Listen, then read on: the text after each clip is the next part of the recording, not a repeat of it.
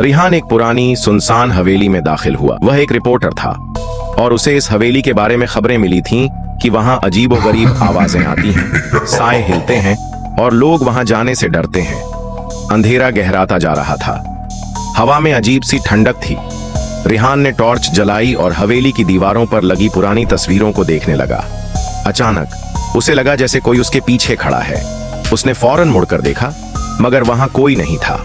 वह धीरे धीरे एक पुराने कमरे में दाखिल हुआ, जहां फर्श पर धूल जमी थी, मगर बीच में किसी के पैरों के ताजा निशान साफ दिख रहे थे, जैसे कोई अभी अभी वहां से गुजरा हो।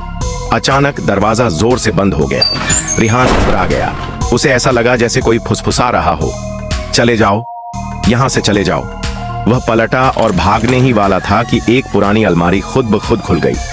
अंदर एक इंसानी कंकाल था, जिसके हाथ में एक पुराना नोट दबा हुआ था। रिहान ने कांपते हाथों से नोट निकाला, जिस पर धुंधले अक्षरों में लिखा था, मैं अभी जिंदा हूं और तुम मेरे मेहमान हो। अचानक कमरे में जोरदार ठहाके गूंजने लगे। दरवाजे अपने आप बंद हो गए और रोशनी धीमी होने लगी। रिहान ने दरवाजा खोलने की कोशिश की, मगर ऐसा लगा जैसे कोई अदृश्य ताकत उसे जकड़ रही हो। अंधेरे में उसे किसी के चलने की आवाज सुनाई दी। ठंडी सांसें उसकी गर्दन पर महसूस हुईं और फिर एक रहस्यमयी परछाई सामने आकर खड़ी हो गई, जिसकी लाल चमकती आंखें रिहान को घूर रही थीं। अगली सुबह हवेली के बाहर रिहान की गाड़ी खड़ी थी, मगर उसका कोई निशान नहीं था।